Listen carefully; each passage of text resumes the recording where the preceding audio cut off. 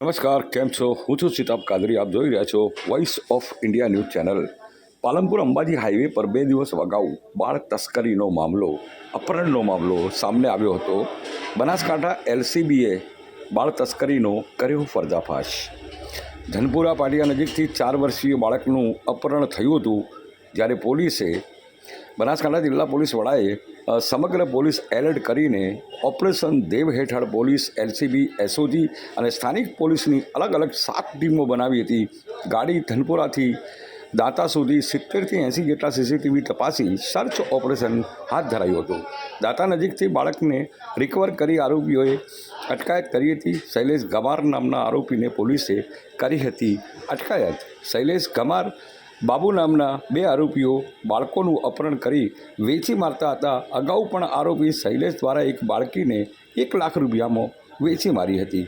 રાજ્ય બહાર આરોપીઓના સંપર્ક હતા, તેની પણ પોલીસે હાલ તપાસ હાથ ધરી છે.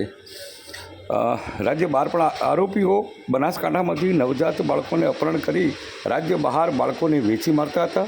જોકે આરોપીઓ યુવતીઓની સોદા પણ કરતા હતા અને ખોટા લગ્ન પણ કરાવતા હતા. પોલીસ અપહૃત બાળકને છોડાવી બાળ તસ્કરોનો પર્દાફાશ કર્યો. નમસ્કાર. બનાસકાંઠા જિલ્લાના વડગામ પોલીસ સ્ટેશન વિસ્તારમાં 6 તારીખના દિવસે ધનપુરા ગામ ખાતે એક પાલી રાજસ્થાનનો એક ભિક્ષુક પરિવાર ત્યાં જગ્યા પડાવ રાખીને રહેતો હતો.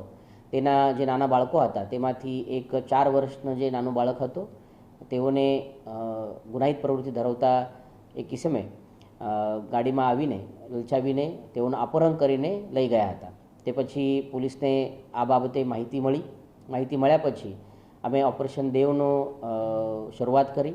આમાં જે બનાસકાંઠા જિલ્લા પોલીસનો વડગામ પોલીસ સ્ટેશન, ડિવિઝન કચેરી દાતા, local crime branch, SOG, parole, આ તમામ અધિકારી અને કર્મચારીને મળીને 7 જેવી ટીમ બનાવવામાં આવી.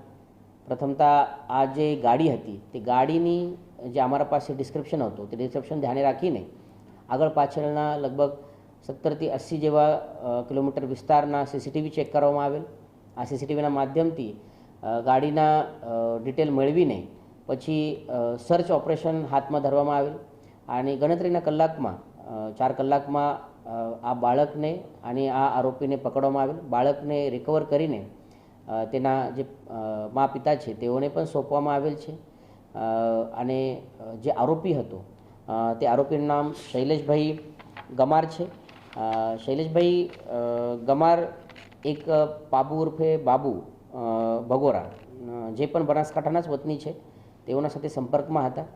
તેઓની એમો હતી કે આ પ્રમાણે બાળકને કિડનેપ કરીને રાજ્ય બહારના ટોળીને તેઓ વેચતા હતા.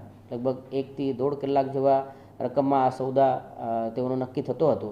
પરંતુ પોલીસના યોગ્ય ઇન્ટરવેન્શનના કારણે તાત્કાલિક અમે બાળકને રિકવર કરી શકેલ. આના પહેલાં પણ આ શૈલેષભાઈ દ્વારા એક નાની બાળકીને 1 મહિના પહેલાં 1 લાખ રૂપિયામાં વેચવામાં આવેલ છે. તેઓ બાબતે પણ તપાસ અત્યારે શરૂ છે. તેઓ જે લોકો સાથે સંપર્કમાં હતા રાજ્યના બહાર, તેના બાબતે પણ ઇન્વેસ્ટિગેશનમાં તપાસ શરૂ છે અને આવનાર સમયમાં જે તપાસ થશે તેમાં હજુ પણ અટકાયત કરવામાં આવશે. અત્યાર સુધી અમે બાળકને રિકવર કરવામાં આવેલ છે અને જે ગાડી છે તેની પણ સીઝર કરવામાં આવેલ છે. આ લોકોની જે એમો હતી તે બાળકને, નવજાત બાળકને લઈને અથવા બાળકને કિડનેપ કરીને વેચાણ રાજ્ય બહારના ટોળી સાથે સોદા કરીને કરવામાં આવતો હતો. અને તેના સિવાય જે બાબુ ઉર્ફ બાબુ છે, જે બીજા આરોપી છે, તેઓની પણ અટકાયત કરવામાં આવેલ છે. તેઓ જે યુવતી છે, યુવતીઓના પૈસા લઈને સોદા કરીને લગ્ન કરવાની તેઓની એક એમો પણ આમાં ધ્યાન પર આવેલ છે. તેના બાબતે પણ તપાસ અત્યારે શરૂ છે.